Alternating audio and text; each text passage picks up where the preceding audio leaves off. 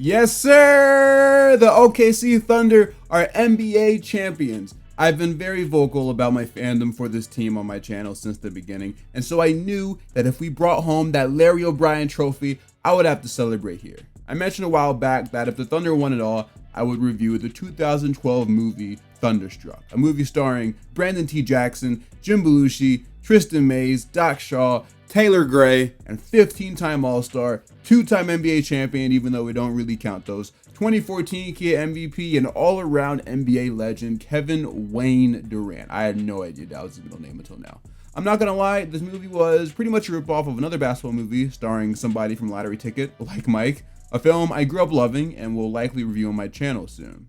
I'm aware that Thunderstruck is from a different era of Thunder basketball. I'm aware that it stars a different MVP than the one we have now, but the fact that a Thunder-oriented kids movie was released in theaters and is old enough to be considered nostalgic at this point is something that I just have to cover, regardless on if this flops or not. So that's what we'll be doing.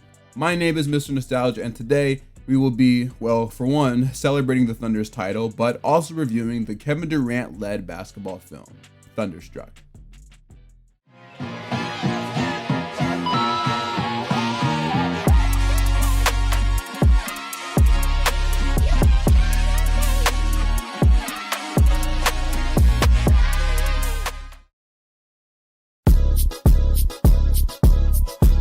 Thunderstruck released in theaters on August 24th, 2012, with a budget of $7 million and a box office return of... This movie was pretty much instantly a flop. Kind of like Jokic. Oh yeah, I'm going to be making all of you Thunder/Shea haters mad in this video. What do the kids call it these days? Rage baiting? But yeah, dude, this movie bombed horribly and is one of the many reasons why it's not really remembered very well nowadays. However, is it a case of it being buried for quality reasons, or did it just happen to fly under the radar? That's what we'll be figuring out in this video. Thunderstruck mostly centers around two very different people who live very different lives. Brian Newell is a freshman in high school who is honestly not even he is a loser, straight up. He gets no girls, he can't hoop. The only somewhat interesting thing about him is the fact that he's the manager of the school basketball team. And when I say somewhat cool, I do in fact mean somewhat. The biggest thing about his character is that it seems like all he does is fail in every single aspect of his life. Kevin Durant, aka KD, aka Durantula, aka the Slim Reaper, on the other hand, since being drafted by the now defunct Seattle Supersonics in 2007, has made quite the name for himself. I don't know when exactly this movie takes place, but considering the script was most likely written in 2011, I'm assuming this takes place during his 4th or 5th year in the league, in which case he had already racked up a Rookie of the Year award and a few All-Star and All-NBA nods. This ain't a basketball video per se, but if you would allow me to just wild out for a second, this dude KD was nice, man. Still is, of course, but especially during this era. 7 feet tall, don't listen to what Google says, and was able to do everything a guard can do, but better, because he's 7 feet tall. He's one of one. Bro, that game winner against Dallas in 2011 on opening night, mind you. Come on, iconic, man. All right, let me get back to the movie. What I'm trying to say is KD at this point in time was one of the biggest names in sports. It's literally the only reason why they gave this dude his own movie. I mean, you don't see Carlos Boozer getting a movie with his fake Cloudy with a Chance of Meatballs spray-on hairline. The thing is though, especially at this time, the one thing KD wasn't really known for was his personality, which, as you could expect, led to some awkward interview moments. Any chance, I'm a Houston guy, any chance we'll ever see you in a Rockets jersey at any point? Nah, I don't think so.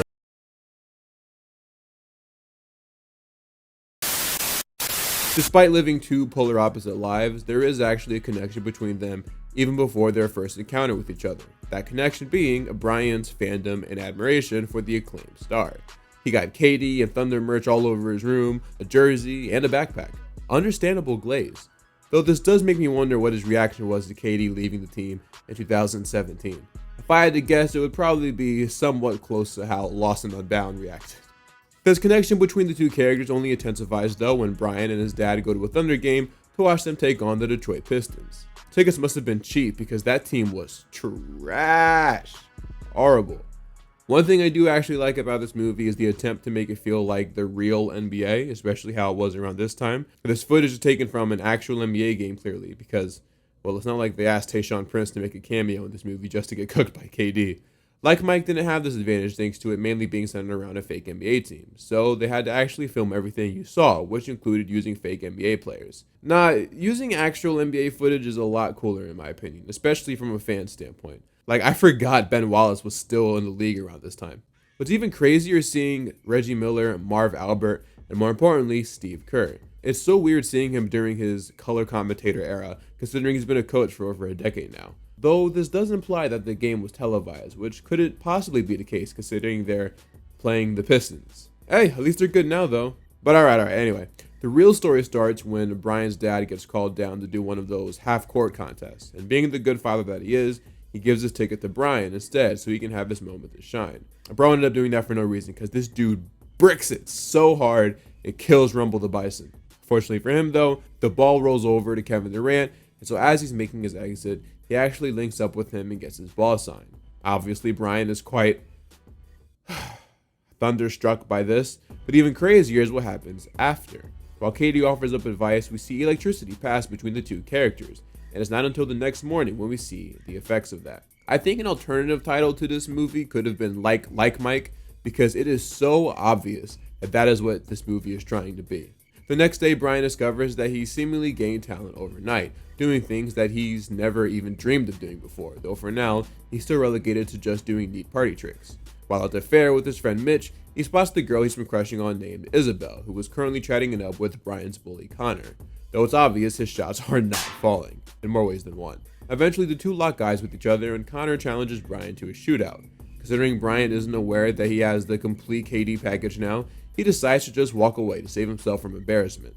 That is until he has a random feeling of confidence that makes him turn around and drain shot after shot after shot. This would end up being the turning point in Brian's life in school, as now he's gained a full understanding of his newfound abilities. This prompts him to try out for the basketball team and have his own little Amazing Spider-Man 1 moment. If you've seen the movie, you know what I'm talking about. And if you haven't, then, I don't know, his own Steve Urkel moment. After putting on a masterclass at tryouts, the gym coach puts him on the team, and it's then when we really get to see him shine. He's putting on such a good performance that the game plan now is just give him the ball nearly every time. And the gym coach threatens to choke Connor if he doesn't follow through with it. He will. He chokes me. What? Things are going quite terrific for Brian both on and off the court. Unfortunately, the same can't be said for Kevin Durant. You see, you know how I've always said that this movie is a ripoff of Like Mike? Well, would you believe that this movie takes stuff from Space Jam as well? The event that happened earlier in the movie that caused Brian to gain his overnight basketball skills is also what's caused KD to be in a tremendous shooting slump. I mean, this dude out here playing like, hold on, I gotta think of something really clever here. I'll come back later. Because of this, things are starting to fall apart for him. This dude out here playing like Paul George in the 2018 playoffs versus the Utah Jazz. Woo! Because of this, he's been getting scrutinized online for his bad play from everyone and everywhere. We get a lot of good cameos during the scene too, actually. Shaq, Chuck, Kenny, and Ernie from Inside the NBA make appearances roasting KD, and then themselves in classic Inside the NBA fashion. It's funny, someone tried to use this screenshot from the movie, which was obviously fake, in an actual NBA discussion on Twitter to prove a point, and got flamed for it. Rightfully so. Shout out OT DeAndre for making it into this video. We also get a Candace Parker cameo, a cameo from KD's actual mom, and believe it or not, Conan O'Brien. Eventually, Brandon T. Jackson, who plays KD's manager in the movie, figures out that there is potentially at least a connection between his client and Brian. What's funny is the filmmakers, in order to sell the idea that KD is in a bad slump, basically just put together actual footage of bad KD misses, which must have been hard because there aren't a lot of them. KD gets pitched the idea that something must have happened between him and the kid that he interacted with at the basketball game, but immediately shoots it down. He chalks it up to just him being in a really bad slump.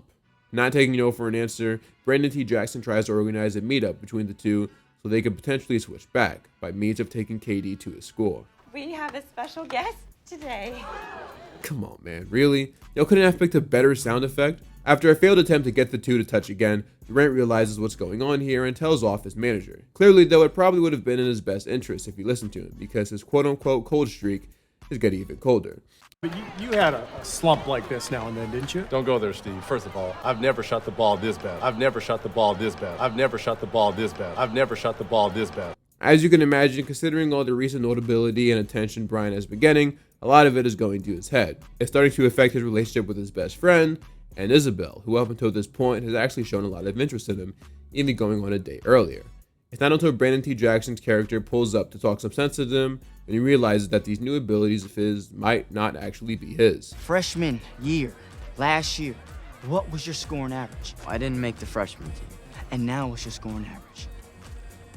48 points a game. I love how this dude delivered the 48 points a game line. You can tell that Brian himself knows that something fishy is happening because he was mad reluctant to say what he was averaging. You got caught though, my guy. You've been playing with your game sliders up to 100. Things continue to go downhill when he meets up with Isabel during the pep rally, who is rather tired of his shenanigans. And like, can we just talk about this idiot real quick?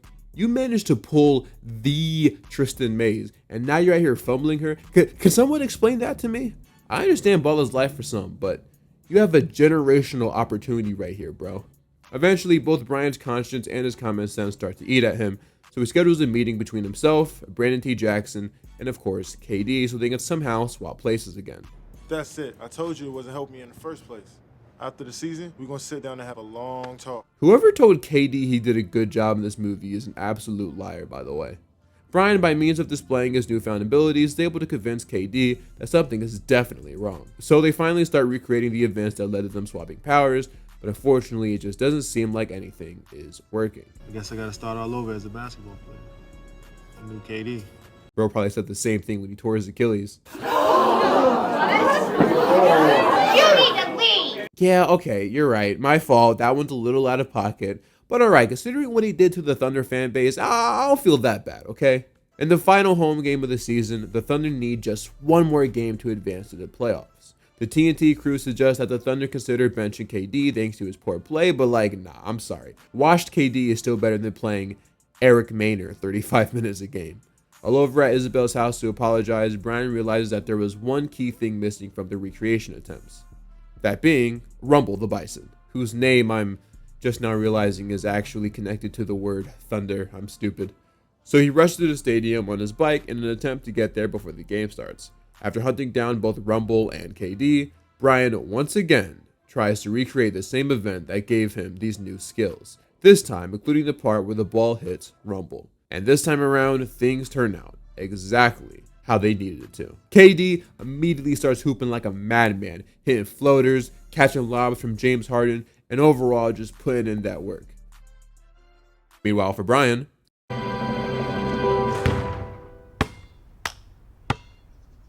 the good news is, even though he's basically back to being talentless now, there is a silver lining. Although he might have lost his athletic ability, he is able to regain his trust and friendships with Mitch and Isabel, which ultimately does matter more.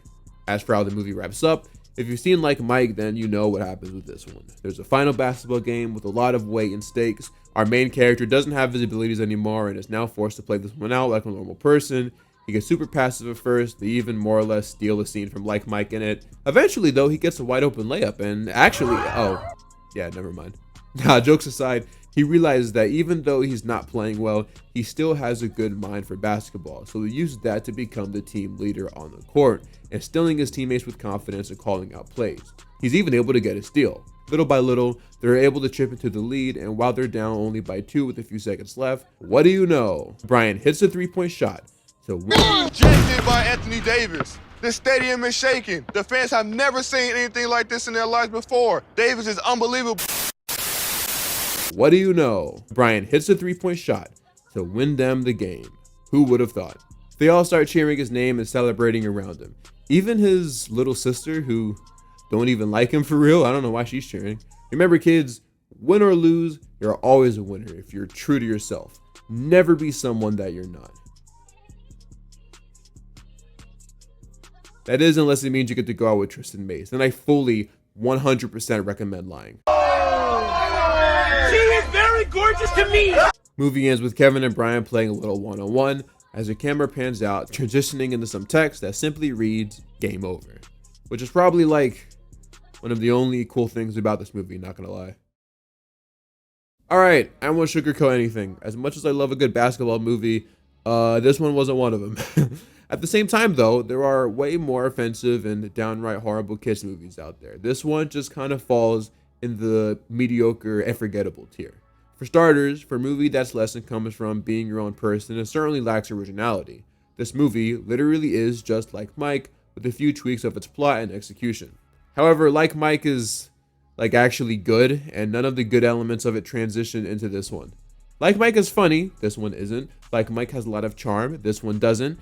Like Mike has surprisingly really good emotional moments, more than it needs to, honestly, and this one doesn't. Dude, remember when Jesse Plemons was gonna burn Stuart Littlekid's picture of his dead mom? That alone should have made that movie rated R. Also, I'm sure Taylor Gray is a cool dude, but he is no Lil Bow Wow. Calvin Cambridge is actually a likable character, and Brian is just kinda eh. Now, this movie is really forgettable. The only memorable thing about it is that it starred KD.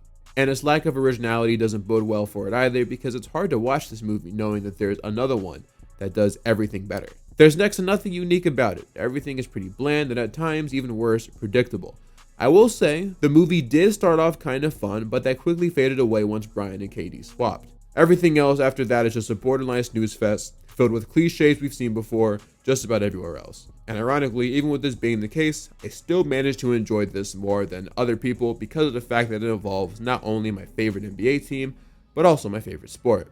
Watching this and trying to see how many players I can name in the background, or watching Steve Kerr, Candace Parker, and other basketball figures make appearances was pretty fun. In a way, it's almost like a time capsule. A time before poor business decisions got in the way of a potential dynasty, a time before KD was arguably the most hated player in the league, and a time before the LeBron Heat and Curry Warriors dominated the league. But even I, Mr. Nostalgia, have to admit that we can't live in the past, because I would totally trade all of those if it meant watching my team finally bring home that Larry O'Brien trophy this summer. Finally, after years of heartbreak, disappointment, mediocrity, and betrayal, we will finally be getting a banner hung in our arena. A lot of people want to discredit it because of the Halliburton injury, the John Morant injury, the Steph injury for whatever strange reason, and I get it. It'll happen every year. So hopefully we can go back to back next year to shut everybody up. We've got our guys locked up for the next few years, and I have full confidence that we'll be able to do something special again. If not, I'm just happy I got to experience my team win one, because some of y'all still haven't. I can never be a Kings fan. You kidding me? But I'm not one of those Thunder fans either. All love, of course, goes to Tyrese Halliburton, and I wish him a speedy yet thorough recovery. I really like his game, and considering he's one of my favorite players, if he was playing against any other team, I would have totally been rooting for him. Oh yeah, sorry, I forgot I was reviewing the movie for a second. Let me get back on track. Thunderstruck gets 3.7 out of 10 from me. I want to know what you think about the movie, though, if you've even seen it. You probably haven't, honestly, which is fine. Let me know in the comments below. Check out my Patreon if you want to see content earlier than everyone else. Also, subscribe to my second channel, simply titled Nostalgia, for more of me. If you're new, feel free to subscribe and hit that like button. And like always, I am Mr. Nostalgia, and I'm out for now. Peace.